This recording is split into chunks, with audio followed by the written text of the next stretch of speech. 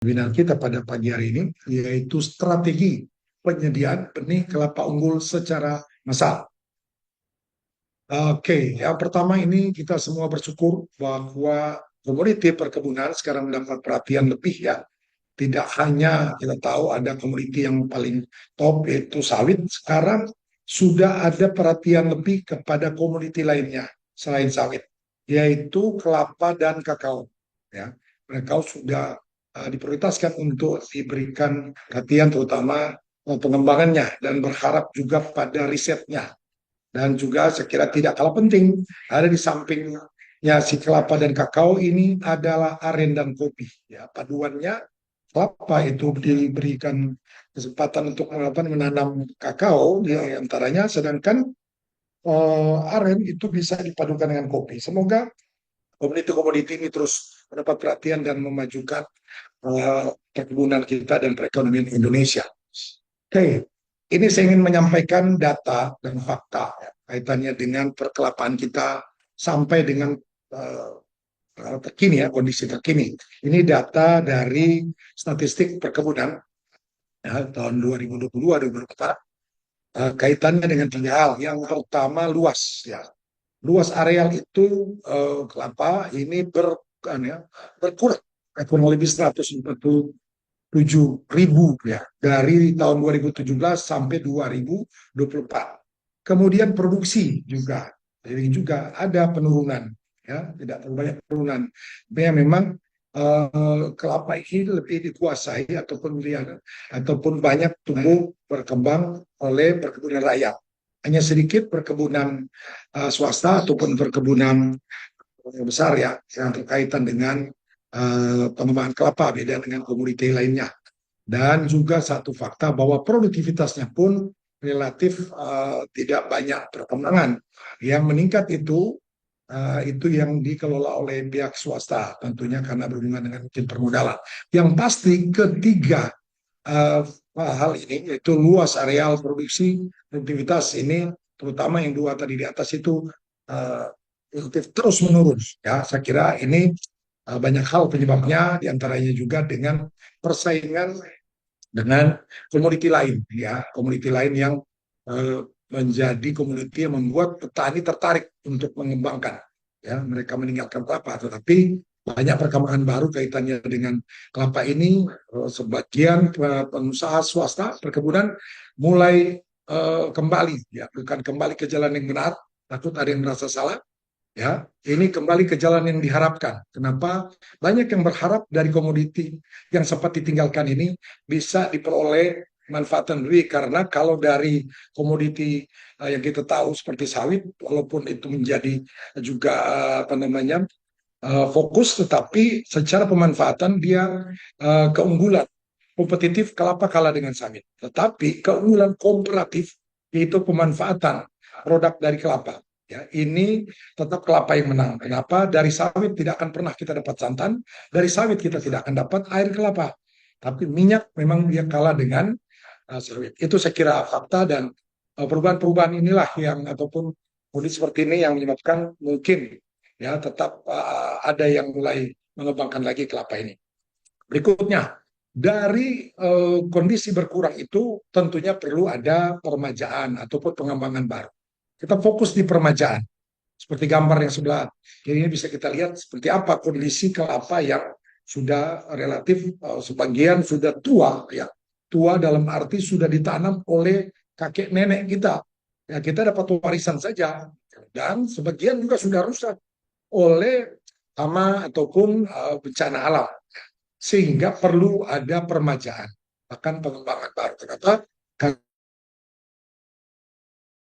luas ini, saya ambil yang luas tahun 2024 kurang lebih 3,3 juta hektar ini, kalau saja kita melakukan estimasi kira-kira 15% kita bikin permajaan ya, supaya kurang lebih 6-7 tahun kelapa ini tergantikan, kelapa tua ini ya, terlalu ideal tapi ini sudah sambil angkanya itu kurang lebih 500 ribu hektar yang harus diremajakan per tahun ya, sangat puas tentunya. Kebutuhan beli benihnya 75 juta. Dari mana sumber benihnya? Nah, ini akan kita bahas kaitannya dengan strategi ini. dari mana sumber benih untuk memenuhi tadi kalau targetnya seperti itu, ya. Oke, ini saya ingat ini momen tahun lalu di Surabaya dalam satu momen pameran kelapa internasional, ya, di Surabaya. Pak Presiden pada saat itu, ini kebetulan gambar ada Prof. Hengki nih, Prof. Mohon maaf, saya ambil dari belakang. Ya, ada Prof. Hengki sedang menggambar, jadi dua momen Prof. Hengki juga ngambil gambarnya Pak Presiden pada zamannya Joko Widodo. Katanya kualitas bibit benih ini sangat penting. Itu yang kita in concern sekarang karena dengan benih ya ini menjadi penentu dalam pengembangan suatu komoditi. Oke, ini hasil riset. Tadi sudah disampaikan Prof. Hengki bahwa kurang lebih 60 ya, 60 varietas yang dihasilkan sejak riset kelapa itu dimulai tadi dari tahun sekian itu dimulai sampai tahun kemarin. Kita sudah alhamdulillah dari berbagai generasi pemulia kelapa sudah menghasilkan kurang lebih 60, ada tipe genja, ada tipe dalam dan ada silangannya itu hibrida. Ya, bisa dilihat di gambar ini dan masing-masing punya karakter spesifik dan memiliki keunggulan untuk digunakan sesuai tujuannya. Ya, jadi kalau dalam pengembangan kelapa, kalau orang akan mengembangkan perlu kita perjelas. Ini untuk produk apa? Akan berbeda produk yang ditujukan untuk minyak, untuk santan, untuk air kelapanya, atau mungkin untuk bagian yang lain. Sehingga pengembangan kelapa ini tidak semua, ini kelapa ini cocok untuk semua produk. Saya kira yang menjadi penting di dalam pengembangan masing-masing kelapa, varietas kelapa ini memiliki kespesifikan di dalam pemanfaatannya. Ya, jadi tidak boleh salah ya dalam menentukan varietas yang dikembangkan lalu dihubungkan dengan tujuan pemanfaatan produk yang akan dihasilkan.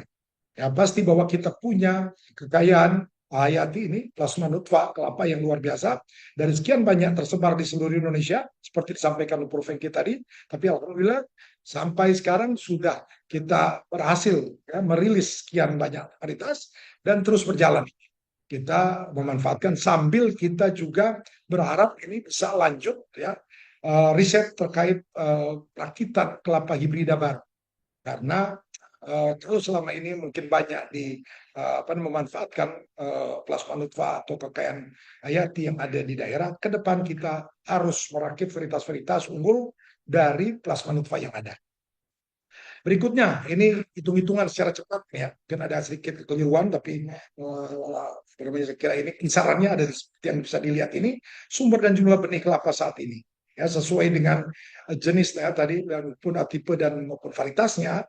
Inilah angka. Kita cuma mampu menghasilkan kurang lebih 2,5 juta ya, 2,4 juta per tahun. Padahal butuhnya tadi 75 juta. Hanya kurang lebih 3% ya, yang bisa dihasilkan dari apa yang kita sudah rilis varietasnya di seluruh Indonesia, baik yang lokal maupun yang unggul nasional. Nah, ini saya kira fakta bahwa ketimpangan antara kebutuhan benih untuk peremajaan dengan ketersediaan benih di lapak ini dengan kita menggunakan perbanyakan ya memanfaatkan buahnya. Kita udah tahu kelapa salah satu tanaman kemudian yang memiliki ukuran buah yang juga menjadi benih ya. Buah menjadi benihnya kelapa itu ukuran volumenya besar. Nah, sehingga juga ini menjadi satu masalah pada saat kita harus mengirimkan ataupun menyebarkan benih kelapa ini ke seluruh wilayah sentra kelapa. Nah, saya kira ini yang juga menjadi concern kita, jumlah atau sumber benihnya, sumber benih ini sangat terbatas. Ya. Sampai saat ini ya, kalau saya bilang sampai berita ini diturunkan, seperti ini. Oke, nah ini mungkin supaya kita ada pencerahan. Kelapa itu di zaman yang lalu seperti disampaikan Prof. Hengki tadi, dalam lokal itu menjadi kelapa yang dibilang orang kampung. Nah, ini salah satu populasi kelapa yang memiliki pohonnya tinggi. Ini kalau saya bilang pohonnya sudah mendekati langit, ya. Dan cenderung kalau sudah tinggi begini ada lagunya. Pohonnya tinggi, buahnya jarang. Seperti itu, karena tidak terpelihara lagi. Ya. Nah, setelah kita melakukan evaluasi, identifikasi, dapat ini belum hasil rakitan ini, kita berhasil menemukan ya, bertemu dengan suatu populasi yang luar biasa. Ini contohnya dari sekian banyak yang dilepas di sekian tahun terakhir adalah dua varietas, yaitu Genja Hijau Labuan Batu, ya, dan Genja Entok Kebumen. Nah, kalau kelapa dalam berbuah rata-rata di atas 5 tahun. Nah, kedua kelapa ini relatif cepat. Genja Entok Kebumen itu, kalau saya candakan itu, ya ini kebetulan kita mau puasa ini. 3 kali puasa, 3 kali lebaran. Jadi 3 tahun baru dia berbuah, ya, 2 tahun setengah. Kalau Genja Hijau Labuan Batu, sekali puasa dan menuju lebaran, ya 1 tahun setengah, ya kita bisa dapat buahnya. Bisa dilihat ini. Saya kira siapapun yang melihat tanaman ini akan tertarik untuk mengembangkannya.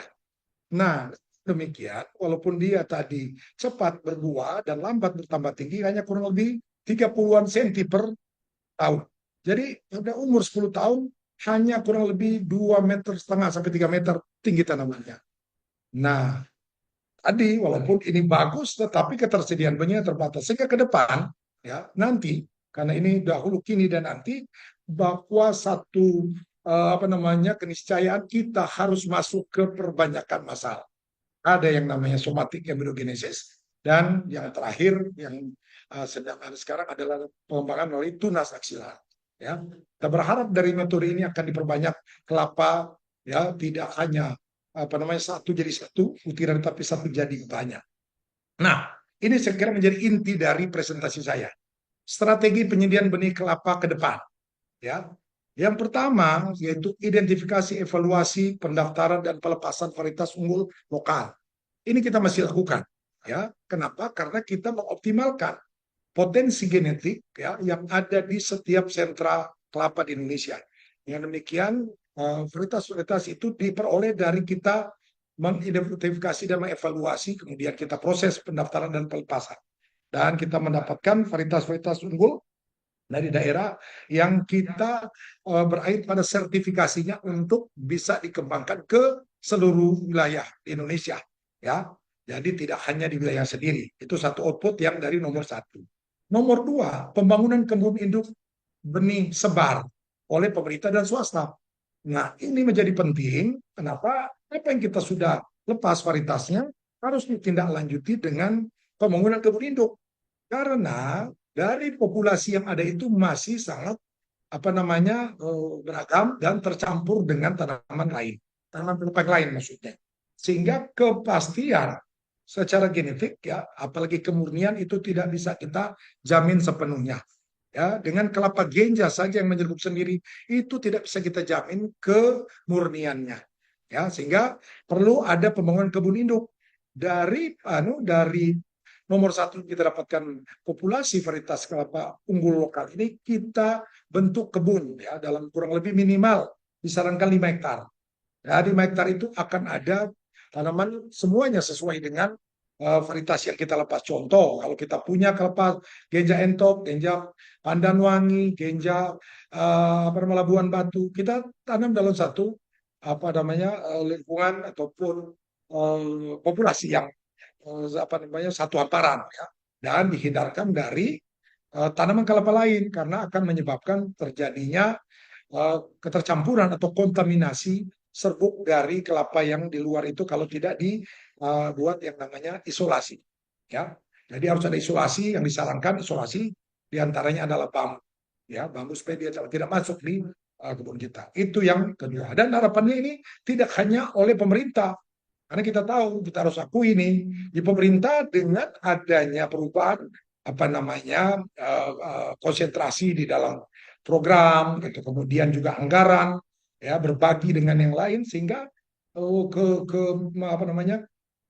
jaminan keberlanjutan, ya, pembangunan dan pemeliharaan kebun benih sebar ini juga tidak mulus, ya, sehingga banyak yang belum berhasil, ya, sampai dia berproduksi. Kemudian makanya kita berharap swasta dengan tentunya dengan pendampingan mereka semestinya bisa juga ikutan, ya, membangun kebun induk benih sebar ini. Dan beberapa waktu terakhir saya ketemu dengan beberapa pengusaha swasta justru dari kebun ataupun komunitas sawit, mereka mau, ya, ada 50 hektar 100 hektar mereka mau membangun kebun induk benih sebar ini, ya. Saya kira ini menjadi hal yang perlu mendapat perhatian. Nomor tiga, yaitu pembangunan kebun induk benih penjenis.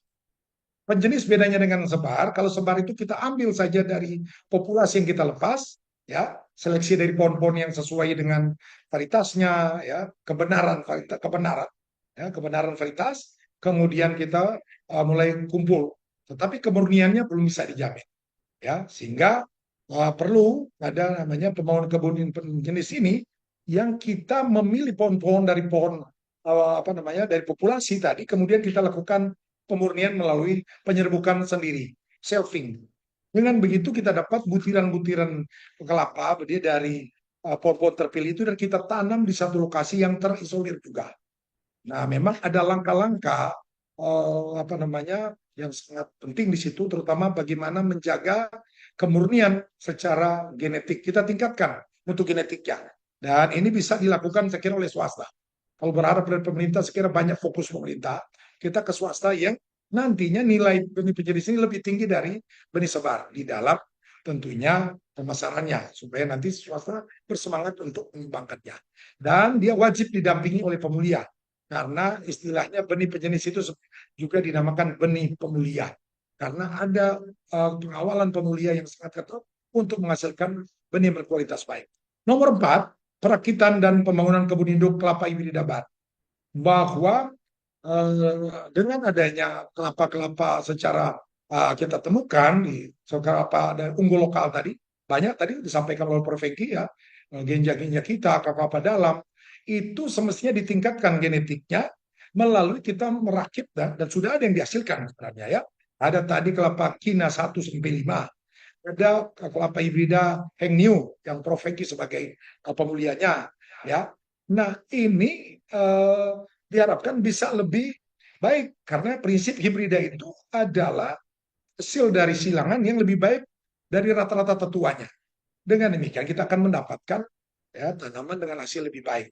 Nah, ini saya kira perlu terus kita lakukan riset untuk perakitan kelapa hibrida dan kita bangun kebun induknya. Setelah ini bisa kita dapatkan kombinasi terbaik, kita bangun kebun induknya untuk memenuhi kebutuhan benih. Nah, walaupun kita sudah melakukan 1 sampai 4, belum bisa menjawab apa yang dibutuhkan tadi. Memang tidak harus 75 juta.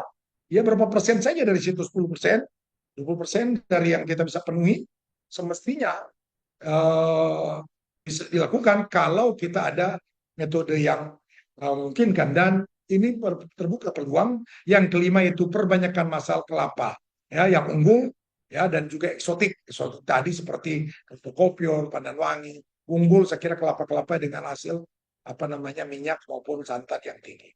Nah, ini saya ingin memberikan gambaran apa yang sudah dilalui oleh teknologi ini, ya, bahwa ini sudah diawali oleh banyak periset, tapi ini yang bisa disampaikan kita belajar dari Meksiko, walaupun di sana sebenarnya bukan sentra seperti Indonesia, Filipina maupun India, mereka konsen di perbanyakan masalah. Mereka masih menggunakan somatic embryogenesis, ya, pengembangan melalui kalus. Tapi ini sudah menunjukkan keberhasilan. Dari foto-foto ini yang sumber saya peroleh dari apa namanya artikel court ini, inilah tampilan bahwa mereka sudah melakukan perjalanan panjang, ya, dari kelapa ini menghasilkan perbanyakan, tidak satu jadi satu tapi perbanyakan masalah. Kalau satu jadi satu, saya kira kesuksesan di Indonesia untuk kelapa kopior juga Filipina sudah maju, ya, bahwa bisa menyelamatkan atau embryo rescue sudah lakukan, tapi memperbanyak secara massal Meksiko saya kira sebagai salah satu negara yang berhasil sudah memulai dan terus mengembangkan. Berikutnya ini kita harus menghargai juga teman-teman. Ini kebetulan penanggung jawabnya adalah moderator ini Ibu Janet, ya, penghargaan Ibu Janet dan teman-teman selama di Palit Palma. Kebetulan saya waktu itu jadi nakodanya, ya, bersyukur walaupun belum sampai optimal, kita sudah menghasilkan suatu proses ini, ya. Saya dilihat, ini nyata. Nyata kenapa? Karena pakai GPS. Kalau nggak pakai GPS, saya nggak percaya. Peneliti itu tidak boleh langsung percaya, ya kan? Saya percaya karena ada GPS-nya itu, ya, ada apa namanya data waktu dan tepatnya bahwa sudah memulai dari butiran kelapa, ini ambil embrio, kemudian ambil apa namanya eksplannya. Nah, kemudian ini perkembangan-perkembangan yang diperoleh, ya, walaupun terhenti pada saat 2021 itu ya, masih belum bisa dilanjutkan sampai kepindahan kita bermigrasi ataupun kita pindah di tempat yang baru. Ya, ini suatu keberhasilan yang saya kira berpotensi untuk kita lanjutkan.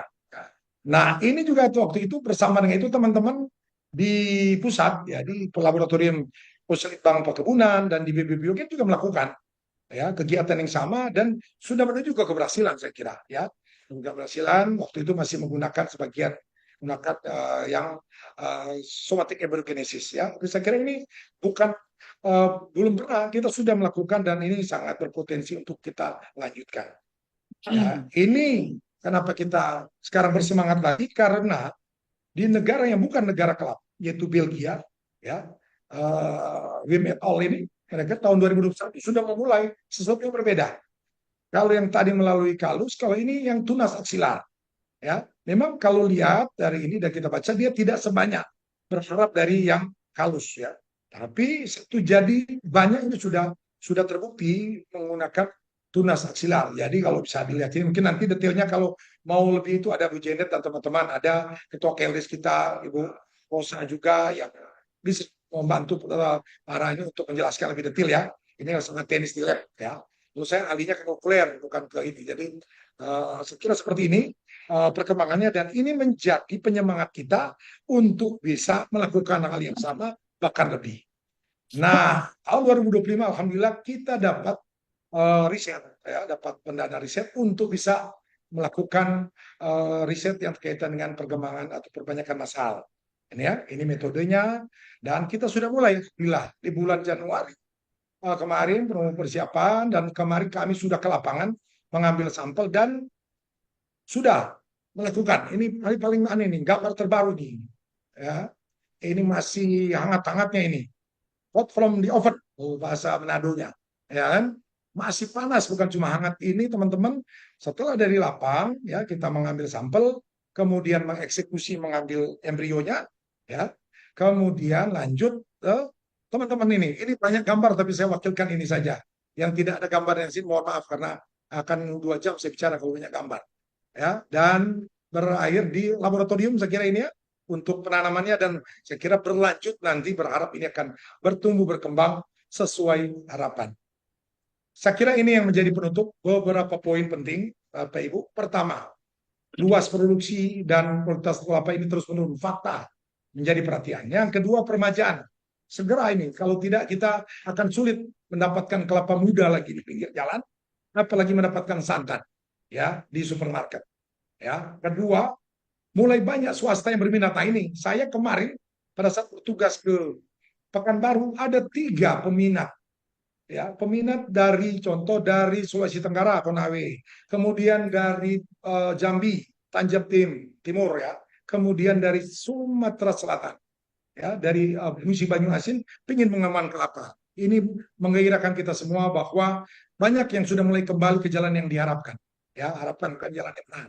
Ya, kemudian berikutnya tetap fakta bahwa ketersediaan benih menjadi pembatas. Ya, jadi kita harus mencarikan ini karena dari 3,2% benih tersedia saat ini. Padahal kita butuh kurang lebih 70 juta ya kalau idealnya. Kemudian perlu melibatkan swasta. Ini sudah kami bisa lagi kita harus bermitra dengan swasta untuk pembangunan kebun induk benih sebar maupun benih penjenis.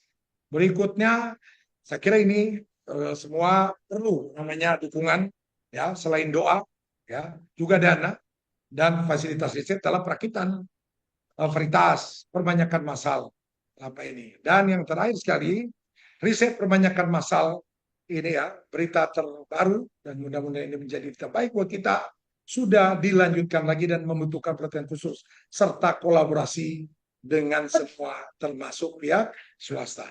Saya kira itu. Salam kelapa, ya, salam sayang terhadap kelapa Indonesia.